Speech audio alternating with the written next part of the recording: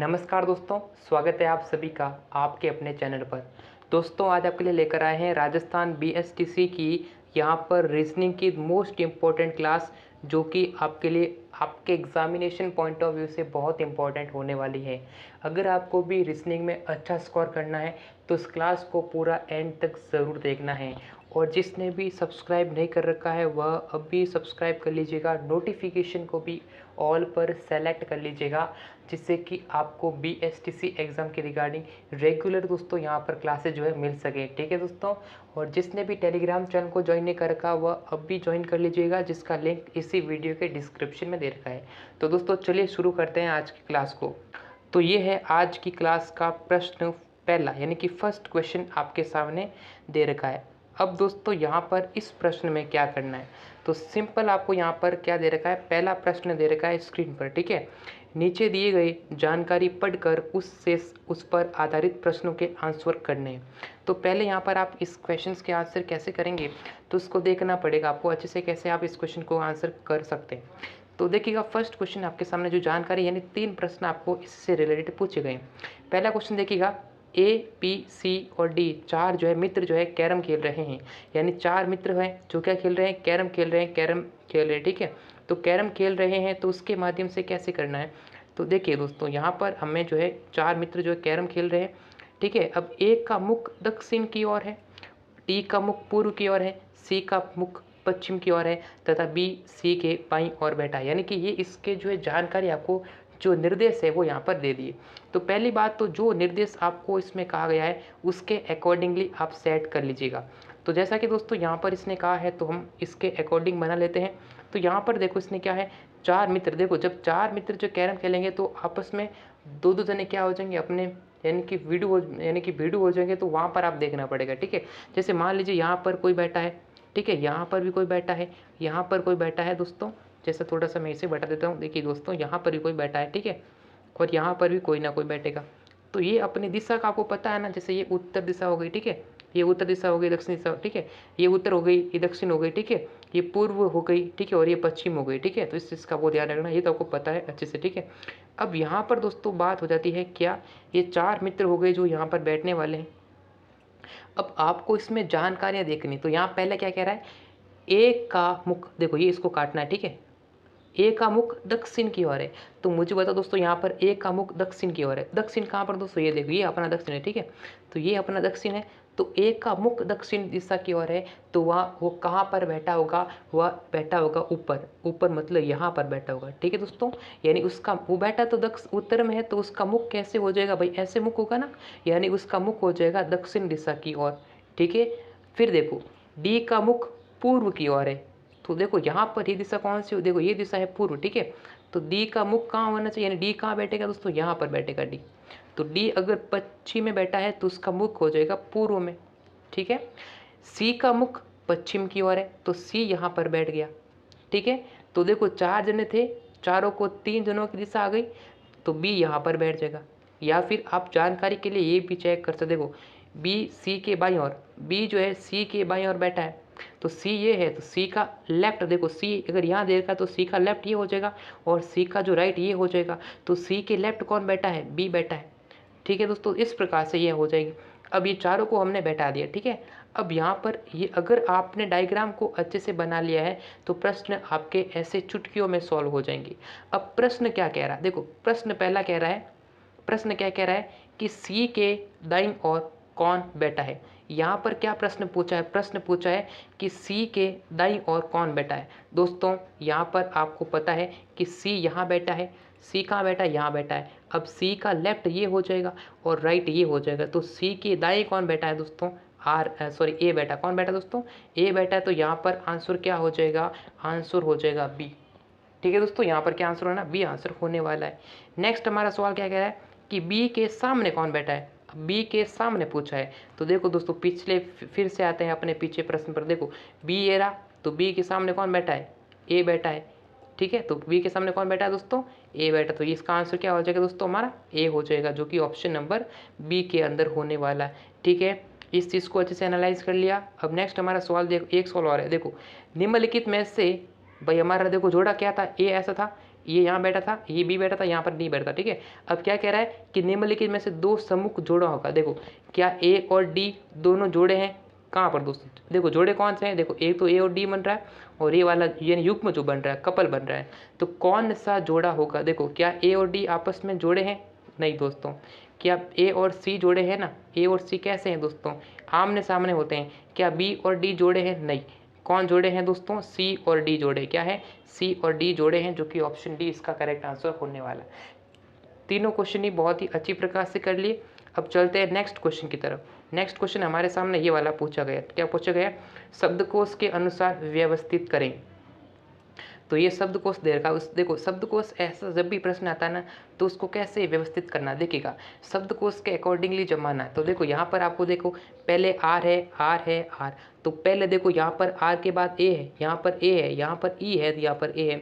तो मुझे बताओ दोस्तों क्या आता है पहले, पहले ए पहले आता है कि ई पहले आता है। अंग्रेजी वर्णमाला में ए पहले आता है, ई पहले आता है, तो ए पहले आता है। इसका मतलब ये जो है ना ए पहले, अब ए इसका मतलब ये जो 3 है ना वह 3 सबसे लास्ट में होगा। तो आप ऐसे ही डी आंसर कर देंगे, क्या कर देंगे, डी आंसर कर देंगे। लेकिन मैं पूरा आपको बता रहा हूँ किस तरीके से सॉल्व करना है।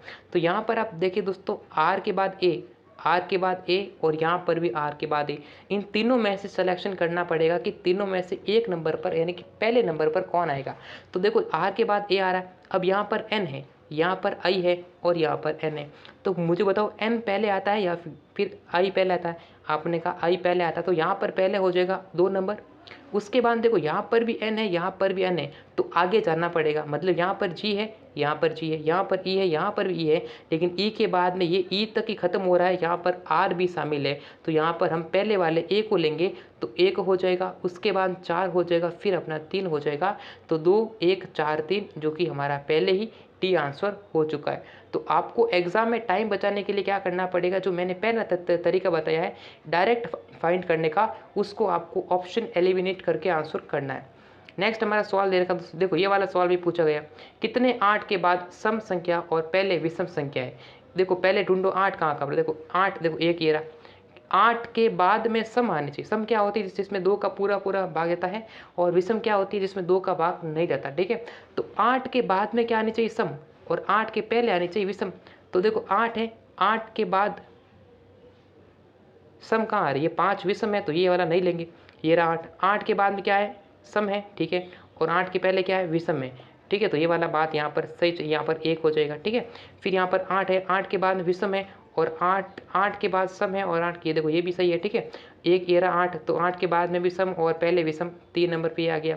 8 के बाद में देखो 4, और यहाँ पर 8 है, तो ये वाला नहीं है, ठीक है। तो कितनी संख्या है, 4 संख्या हो जाएगी। कितनी हो जाएगी दोस्तों, 4 संख्या हो जाएगी, ठीक है दोस्तों। इस तरीके से तो बस आप बेसिक क्वेश्चन था, कोई दिक्कत नहीं।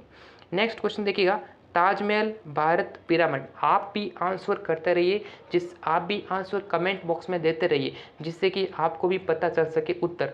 ताजमहल, भारत और पिरामिड कौन सा करेक्ट होगा। देखो दोस्तों यहाँ पर देखो, ये जो क्वेश्चन है वो एनालॉजी वाला प्रश्न है। किसका प्रश्न है, एनालॉजी वाला प्रश्न। देखो ये जो है ना, ये अगर इसका संबंध इससे है तो इसका संबंध किससे होगा, ये प्रश्न हो। देखो ताजमहल का संबंध भारत से कैसे है, देखो ताजमहल भारत में है, तो पिरामिड कहाँ पर है, तो पिरामिड कहाँ पर है दोस्तों, ये जो क्वेश्चन है वो आगे अपना जीके का यानी कि जनरल नॉलेज का। तो पिरामिड कहाँ पर है, ये अपना मिस्र में है, तो ये आपको ध्यान रखना है। ऑप्शन नंबर ये हो जाएगा आंसर बी, ठीक है दोस्तों। इस चीज़ को यहाँ पर आपको ध्यान रखना है, क्लियर है ना।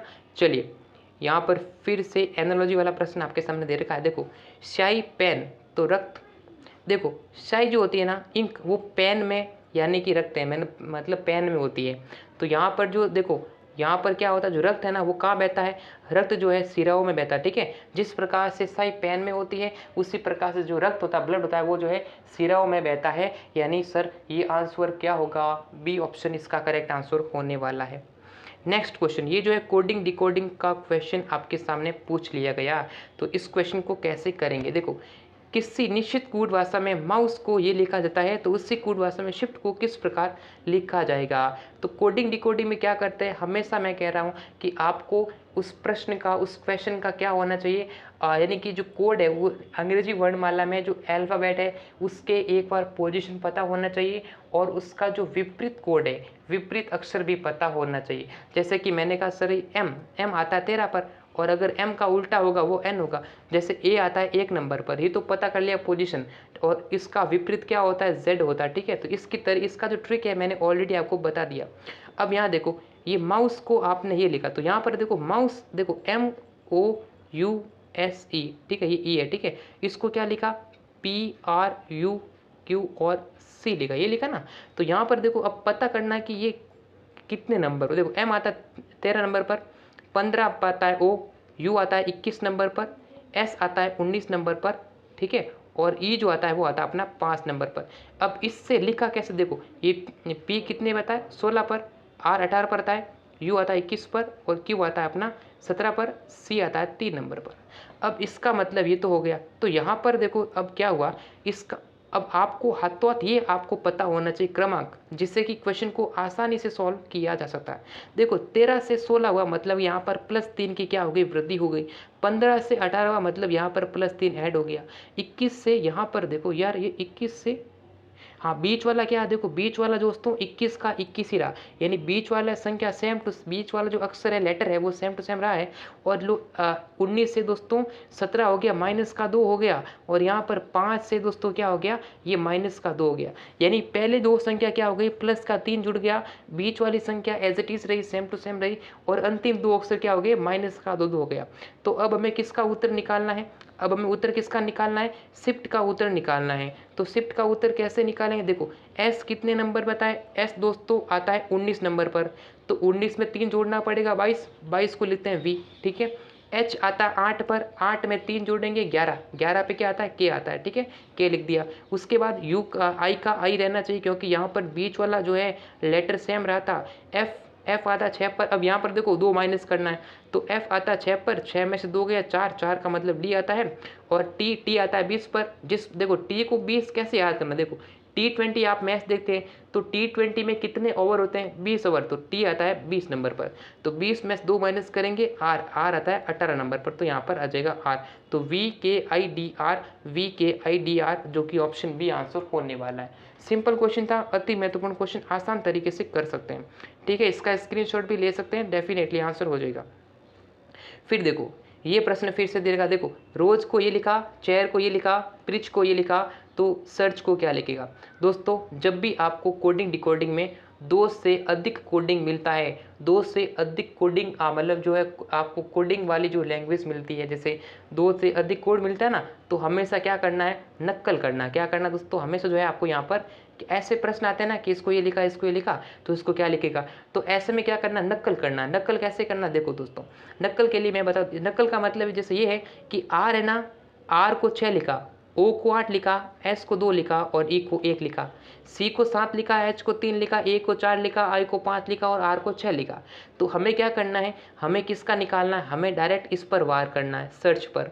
तो S को क्या, S यहाँ पहले क्या आ रहा है, S आ रहा है, तो दोस्तों हमें क्या निकालना है, SEARCH इसका निकालना है। तो S फाइंड करना है पहले, तो S कहाँ गया, S ये रहा, देखो S को क्या लिखा है, 2 लिखा है, तो यहाँ लिख दो 2। उसके बाद E को ए रहा, इसको E को लिखा A। उसके बाद A है, तो A को क्या लिखा दोस्तों, A यहाँ पर है, देखो A यहाँ पर है ना, तो यहाँ पर 3 नंबर देखो क्या है, 4, ठीक है। R का दोस्तों 6 आ गया, और C का क्या, C ये रहा 7 रहा, और यहाँ पर हमें निकालना H का दोस्तों क्या हो जाएगा 3, तो 2 1 4 6 7 3, तो ये अपना ऑप्शन बी आंसर हो जाएगा। बहुत सिंपल क्वेश्चन था, ऐसा प्रश्न जब भी आता है उसे ऐसे ही सॉल्व किया जाता है। Is that clear. चलिए नेक्स्ट क्वेश्चन आपके सामने है। जब भी ऐसा प्रश्न आता है उसको कैसे सॉल्व करेंगे, देखो दोस्तों यदि a बराबर 1 है, एंड बराबर 19 है, तो बैट बराबर क्या होगा, जब भी आपको लेटर मिले और लेटर के बाद आपको इंग्लिश की कहने की कोई भी यहाँ पर मैथ का कोई आप मिलता है, मतलब कोई भी आपको मिल, जैसे कोई गणितीय संख्या मिलती है ना, उसमें डिजिट मिलता है, तो यहाँ पर हमेशा क्या करना है, देखो ये क्वेश्चन इंपॉर्टेंट है, देखो यहाँ पर रुकिएगा एक सेकेंड। देखो जब भी आपको इंग्लिश का कोई लेटर मिलता है, लेटर के बाद कोई भी डिजिट मिलता है, तो उसमें क्या करना पड़ता है, संख्या का योग करना पड़ता है। देखो यानी ए का मतलब ए क्या है कि अंग्रेजी वर्णमाला में एक नंबर पर आता है।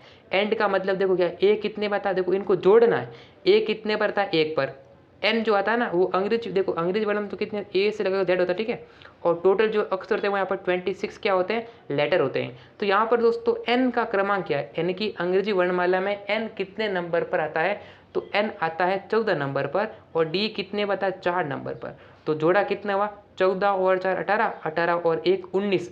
मतलब कि ये कॉन्सेप्ट सही है, ये लॉजिक सही है। अब हमें किसका पता करना, बेट का। तो यहाँ पर देखो किसका पता करना दोस्तों, ध्यान दीजिएगा, हमें BAT यानी बेट का पता करना है। तो जब भी ये प्रश्न आता था दोस्तों, B कितने नंबर पर आता, 2 नंबर पर जोड़ना है, ठीक है। A कितने पर, 1 पर। T कितने पता, T20 यानी 20 नंबर पर। तो 20 और 1 21, 21 और 2 कितना हो गया 23। तो हमारा उत्तर कितना होना चाहिए, ऑप्शन बी आंसर होना चाहिए। बहुत अच्छा प्रश्न, बहुत ही सिंपल प्रश्न, कोई दिक्कत नहीं होने वाली।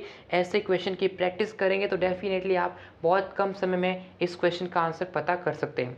सो we are moving to the next question, that is, देखो तैराक का संबंध अगर स्विमिंग पूल से है तो ट्रैक का संबंध किससे होगा।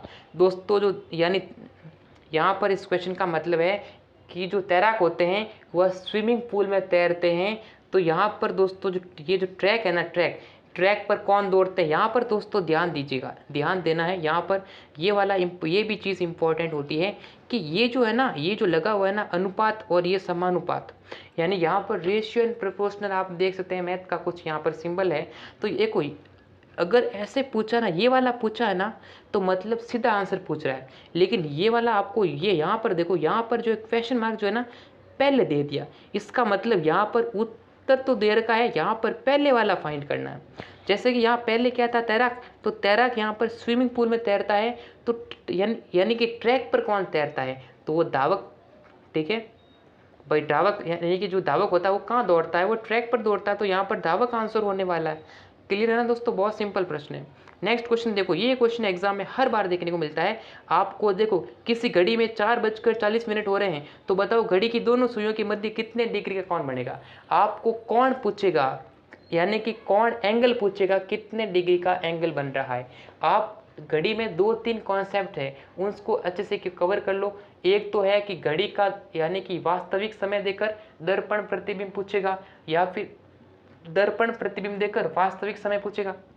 तो जब भी एक देखो ये चीज़ मैं आपको बताता हूँ, जब भी आपको घड़ी का वास्तविक समय देकर दर्पण प्रतिबिंब पूछे, जैसे कि मान लीजिएगा, मान लो 5:30 हुए, तो इसको दर्पण में देखने पर क्या टाइम होगा, यानी कि कांच में देखने पर क्या टाइम होगा।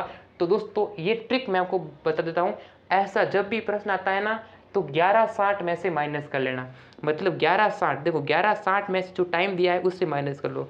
टाइम कितना देर का, 5:30। तो यहाँ पर देखो 60 में से 30 गया 3, और यहाँ पर 11 में से 5 जाएगा 6।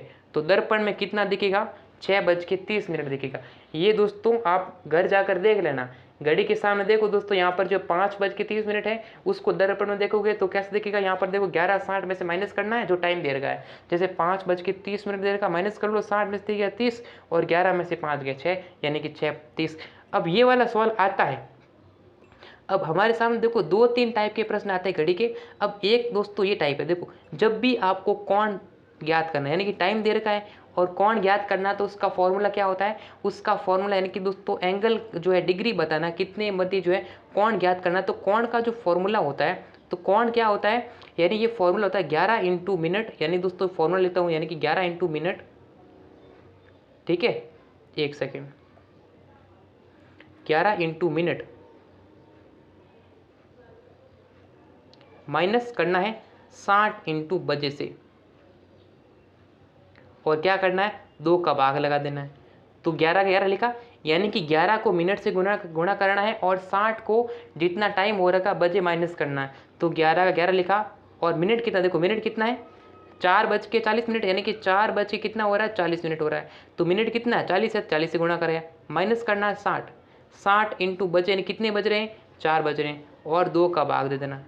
तो यहाँ पर देखो आपको ऐसे भी कर सकते हैं। देखो दोस्तों यहाँ पर 11 को मल्टीप्लाई किया तो कितना है, 440, माइनस किया 60 को तो ये होगा 240, और भाग देना 2 का, यानी कि कितना अंतर होगा, यानी कि 200 में 2 का भाग दिया, कितना है दोस्तों 100। तो डिग्री कितना बनेगा, कौन बनेगा दोस्तों, 100 डिग्री का। आंसर आया है कि नहीं आया, बिल्कुल दोस्तों, बहुत सिंपल प्रश्न है, आंसर होने वाला है। या फिर आप ऐसे कर सकते दोस्तों, यहाँ पर 20 आएगा, तो 20 आने के बाद 30, तो ये हो जाएगा 220, 220 में से 120 गया तो 100 डिग्री कौन आ गया, ठीक है। चलिए, तो नेक्स्ट प्रश्न आपके सामने ये रहेगा, ठीक है, तो ये है ना क्वेश्चन। चलिए यहाँ पर टाइम दे रखा है, देखो यहाँ टाइम कितना है 8:20। तो यहाँ पर क्या करना है, देखो 11 इंटू मिनट कॉन्सेप्ट है माइनस 60 इंटू बजे बटा 2। तो यहाँ देखो 11 मिनट कितने हैं दोस्तों 20 माइनस 60 इंटू बजे यानी 8 बटा 2। तो 11 को 2 से यानी कि 220 माइनस करना 8 चंग 48 480। तो 480 में से माइनस करना है 220, 0 8 में से 2 गया 6 और ये हो जाएगा 260। इसमें भाग देंगे 2 का तो कितना आ जाएगा 130 डिग्री। ठीक है, ये 2 होगा। ठीक है, तो क्या आंसर आ जाएगा दोस्तों, ऑप्शन नंबर ए आ जाएगा। अब इसमें एक कंडीशन ये है कि अगर आपका उत्तर 180 डिग्री से ज़्यादा आ जाता है ना दोस्तों, अगर आपका उत्तर 180 डिग्री से ज़्यादा आ गया तो उसको 360 में से घटाना पड़ता है। ठीक है, तो इसको ध्यान रखना है बस। नेक्स्ट क्वेश्चन दोस्तों कह रहा है अपना, सॉरी उत्तर मेरे ख्याल से दिख गया आपको, कोई नहीं। देखो एक पुत्र का इशारा करते हुए, ये आपके सामने फोटोग्राफी वाले क्वेश्चन है, ब्लड रिलेशन से संबंधित प्रश्न है। एक पुत्र की ओर इशारा करते हुए प्रमिला ने कहा वह मेरे दादा के एकमात्र पुत्र का पुत्र है, तो पुरुष प्रमिला से किस प्रकार संबंधित है। तो यहाँ पर देखो क्या है, देखो मान लो ये पुरुष है। ठीक है, यहाँ मैंने लिखा पुरुष और यहाँ लिखा वो प्रमिला जो इशारा कर रही है। ठीक है, जैसे ये प्रमिला है। अब दोस्तों देखो इशारा कौन कर रही है, पुरुष की ओर इशारा कर रही है। कौन कर रही है, प्रमिला कर रही है। तो प्रमिला ने कहा वह मेरे दादा, यानी प्रमिला के दादा कैसे होंगे, देखो ये प्रमिला के पिताजी हैं और पिताजी से यानी ये जो पिताजी के दादा यानी कि दोस्तों प्रमिला के जो दादाजी, ठीक है, ये दोस्तों क्या हो जाएंगे दादा। अब यहाँ कह रहा है वह मेरे दादा यानी कि उसके पिता के पिता, दादा के एकमात्र पुत्र यानी कि क्या है पिताजी, पिताजी का पुत्र यानी कि जो पुरुष है, जो पुरुष है वह प्रमिला के पिता यानी प्रमिला के दादा। देखो वह मेरे दादा यानी कि दादा के एकमात्र पुत्र। अब प्रमिला के दादा कौन हुए, मान लो कोई भी है। अब दादा के पुत्र मतलब उसके पिताजी, पिताजी का पुत्र यानी कि जो पुरुष जो है वह प्रमिला के पिता का पुत्र यानी कि प्रमिला के पिता का पुत्र है। तो इसका मतलब ये क्या, प्रमिला का भाई तो हुआ, यानी जो पुरुष क्या हो जाएगा, ये प्रमिला का क्या भाई है दोस्तों, क्या हो जाएगा। तो क्या पूछा है, तो पुरुष क्या लगेगा, पुरुष प्रमिला से किस प्रकार संबंधित है। तो पुरुष दोस्तों प्रमिला का क्या हो जाएगा, भाई हो जाएगा। ये कॉमन सेंस का क्वेश्चन है दोस्तों, क्या है, कॉमन सेंस क्वेश्चन है, इसको ध्यान रखना। ठीक है, बहुत सिंपल प्रश्न है, कोई दिक्कत नहीं। दोस्तों नेक्स्ट क्वेश्चन आपके सामने स्क्रीन पर दे रखा है। एक परिवार में एक्स व वाई बहनें हैं। ए की माता वाई है, सी का पुत्र है। एक्स ये यहाँ पर दे रखा है आपके सामने स्क्रीन पर। अब दोस्तों यहाँ पर जो कहानी कह रही है उसको उसके जैसा ही करना है और आंसर प्राप्त कर लेंगे। देखो एक परिवार में एक्स और वाई बहनें हैं, तो मैंने कहा जब भी बहनें हैं तो यहाँ पर देखो एक्स लिखा दो माइनस में। देखो यहाँ पर क्या करना है, बहनें हैं इसका मतलब देखो आपस में इनका जेंडर पता हो गया, तो यहाँ पर हमें जेंडर पता हो गया, इसका मतलब बहनें मतलब दोनों माइनस में। ठीक है, जब भी दोस्तों जेंडर फीमेल का होता है माइनस कर देना, भाई बहन का रिश्ता हो माइनस कर दिए। ठीक है, माइनस करना। एक की माता, देखो ये माता नहीं, यहाँ पर देखो माता है। ठीक है, ये माता है, तो ए की माता वाई है, यानी कि दोस्तों वाई का पुत्र या पुत्र हो सकती है, अभी पता नहीं, तो ए यहाँ पर हो जाएगा। यानी ए का जेंडर मालूम नहीं है, ए का पुत्र, ए देखो ए देखो ये यहां पर देखो ए सी का पुत्र है, ए का सी पुत्र है। यहां पर दोस्तों यहां पर ये कह रहा है, मान लो ये वाक्य सही कह रहा है। ठीक है, जैसे मान लो ए का मतलब ए का पुत्र सी या फिर या मतलब ए का पुत्र सी है। ठीक है, अब देखो इसमें ये भी हो सकता है, देखो ए सी का पुत्र है, ये भी हो सकता है। ये यहाँ पर सवाल मिसप्रिंट है। ठीक है, सवाल मिसप्रिंट है, यहाँ देखो सवाल कुछ अलग भी हो सकता था, जैसे ए का पुत्र सी है या ए सी का पुत्र, दोनों बातों में फ़र्क है। तो यहाँ मैं ये वाला मान लेता हूँ। ठीक है, जैसे ए मान लो सी का पुत्र है। ठीक है, तो ए जो है पुत्र यानी दोस्तों ए का पुत्र सी है। ठीक है, मान लो कि ए का पुत्र सी है, तो ए का पुत्र क्या हो जाएगा, सी हो जाएगा ए का पुत्र। ठीक है, अब देखो एक्स का पुत्र बी है, ये एक्स का पुत्र क्या हो जाएगा, बी हो जाएगा। यहाँ पर दोस्तों जो लैंग्वेज है ये इसका मतलब ये है, ये नहीं है। ठीक है दोस्तों, इसका मतलब क्या है, ये सवाल मान लो कि ये यहाँ पर सवाल क्या लिखा हुआ है, इसको काटो। देखो ये जो है ना, ए मान लो ए सी का पुत्र है। ठीक है, ये लिखा हुआ है ना सेंटेंस, ए सी का पुत्र है।